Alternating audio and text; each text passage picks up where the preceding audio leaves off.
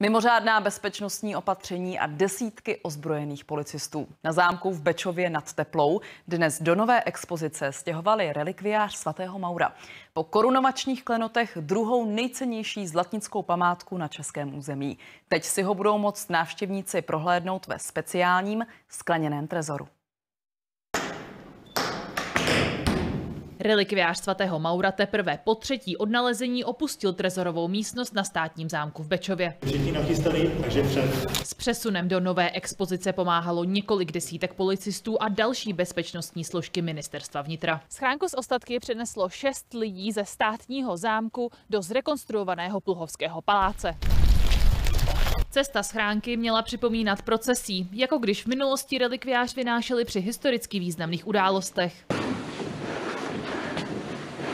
Všechno proběhlo tak, jak má, a jsem rád a oddechl jsem si, že relikviář je na svém místě a že je zabezpečen. Právě zabezpečení výstavy je pro správce zámku nejdůležitější. Schránku s ostatky si lidé totiž budou moci poprvé prohlédnout bez průvodců. Při vstupu do expozice budou muset návštěvníci nově projít bezpečnostním rámem.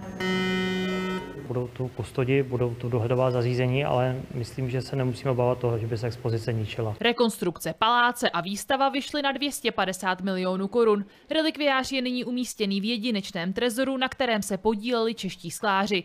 Jeho skleněné stěny mají víc než 3 cm a je neprůstřelný. Vycházeli jsme ze zkušeností, že z naší dílny vyšla i nová vitrína na korunovační klenoty. Díky nové vitríně se návštěvníci dostanou k relikviáři mnohem blíž a budou si tak moct prohlédnout každý jeho detail. První hosté do Pluhovského paláce zavítají 26. listopadu. Jevgenia Vachničenko, Česká televize.